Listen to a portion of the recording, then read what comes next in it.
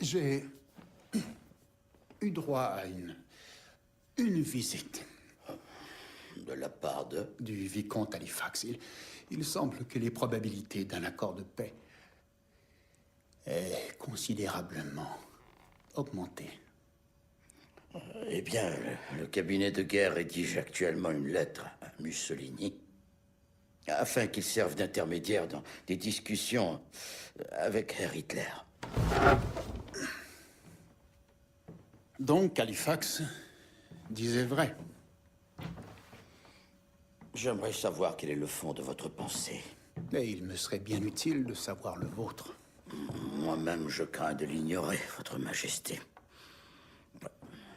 Les nations qui tombent en se battant se relèvent et celles qui se rendent docilement sont finies. La Belgique? A baissé les bras. La Norvège? La Hollande. La France d'un instant à l'autre. Et au sein du Parlement? La peur, la panique. Et vous? Vous n'avez pas peur? J'ai extrêmement peur. Extrêmement. L'appui qu'accordait le cabinet de guerre à la campagne de résistance s'est évaporé.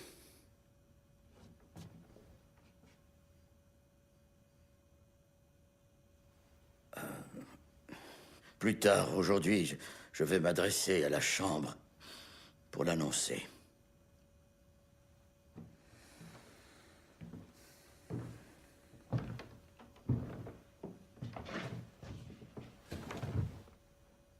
Vous avez mon appui.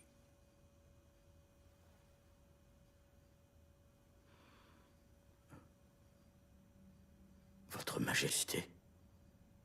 Vous avez mon appui. Je l'avoue, j'avais au début certaines réserves à votre sujet, mais bien que certains dans ce pays redoutaient votre nomination, personne ne la redoutait autant qu'Adolf Hitler. Quiconque suscite la peur dans le cœur de cette brute sanguinaire est clairement digne de notre confiance. Nous travaillerons ensemble. Vous aurez mon appui en toutes circonstances. Battez ces pourritures. Je me rendrai au Parlement. Mais en l'absence d'appui dans mon propre parti, je devrais tendre vers la paix. Vous m'avez offert un conseil un jour, peut-être puis-je vous en donner un à mon tour. Allez voir la population, laissez le peuple vous guider. Malgré leur silence, ils en ont long à dire. Mais ils doivent apprendre la vérité, sans phare ni artifice. Si une invasion est imminente, si nos troupes en France sont perdues, ils doivent y être préparés.